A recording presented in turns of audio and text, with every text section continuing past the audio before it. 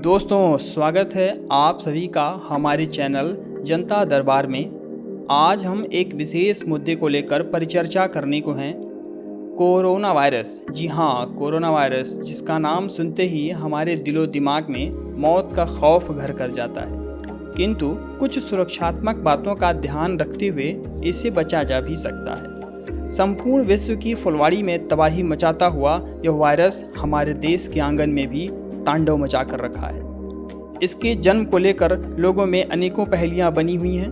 आशंकाएं जाहिर की जा रही हैं कि इसकी उत्पत्ति चाइना में हुई होगी। अनेकों दावे किए जा रहे हैं। एक दावे के अनुसार सबसे पहले चीन में घोड़े के नाल के आकार वाले चमगादड़ में हुआ होगा। उसने उड़ान के दौरान अपने बीट को जंगलों में गिरा दिया और इसके बीट को चींटीखोर जैसे दिखने वाले पेंगोलिन नामक जानवर ने सूंघ लिया और इस तरह उसके सूंघने से पेंगोलिन में यह वायरस आ गया। पेंगोलिन एक ऐसा जानवर है जिसकी तस्करी पूरे विश्व में सबसे ज़्यादा हो रही है, इसके मांस और इसके पीठ पर पाए जाने वाले सल्क की वजह से। अब चूंकि इसके मांस की मांग चाइना में भी बहुत ज़्यादा है, इसलिए इससे चाइना के लोगों में भी फैल गया होगा, ऐसा माना जा रहा है।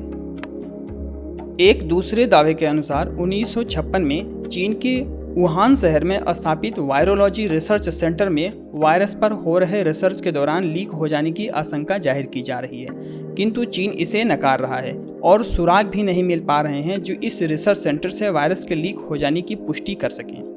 दोस्तों, यह वायरस सर्दी जुकाम फैलाने वाले कोरोना परिवार का ही एक सदस्य है। अब क्योंकि कोरोना परिवार का यह सदस्य पहले कभी दिखा नहीं, इसीलिए international committee on taxonomy of virus ने इसे नोवेल कोरोना नाम दिया और बाद में WHO ने इसे और इससे होने वाले रोग को कोविड-19 का नाम दिया।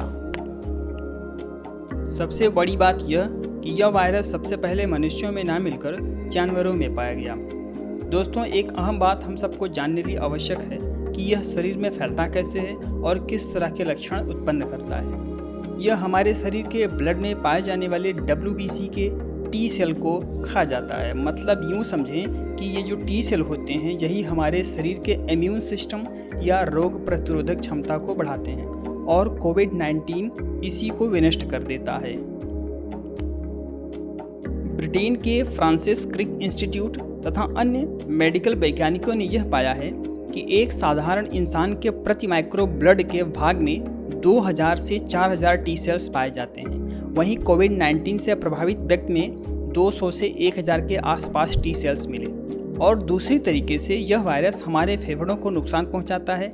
हमारे फेफड़ों में प्रवेश कर यह वायरस म्यूकस, जिसे साधारण भाषा में नाक कहते हैं, के बनने को इतना बढ़ा देता है कि फेफड़ों में खून की जगह यह म्यूकस भर सा जाता है और सांस लेना बंद कर देता है और कहीं न कहीं यही मौत का कारण बन जाता है।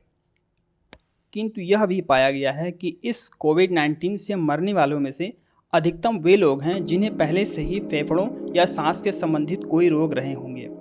इससे हम यह समझ सकते हैं कि प्रतिदिन के व्यायाम से, प्रतिदिन के भोजन में प्रोटीन व विटामिन की मात्रा को बढ़ाकर तथा संपूर्ण साफ सफाई व शाकाहारी होकर, साथ ही नाक, मुंह, आँख को बचाकर सैनिटाइज कर स्वयं को इस वायरस से बचा सकते हैं तथा इसके खिलाफ लड़ पाने की अपने अंदर क्षमता विकसित कर सकते हैं।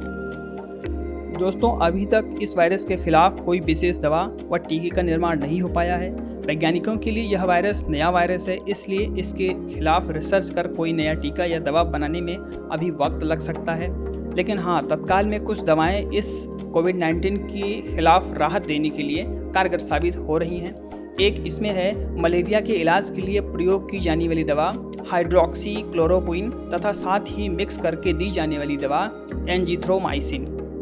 अनेकों बातें व अफवाहें लगातार फैल रही हैं कि यह वायरस हवाओं में फैल रहा है, यह अपने रूप को परिवर्तित कर रहा है और मल्टीपल कर रहा है। किंतु दोस्तों, अफवाहों पर ध्यान दिए बगैर सही जानकारी, सही चैनलों की जानकारी और WHO के साइट पर जाकर सही जानकारी प्राप्त करते हुए बुद्धिमत्ता का परिचय दें और साहस बनाए रखें। और इसी के साथ जुड़े रहिए हमारे चैनल जनता दरबार से सही जानकारी, विश्लेषणात्मक परख प्राप्त करने के लिए। धन्यवाद।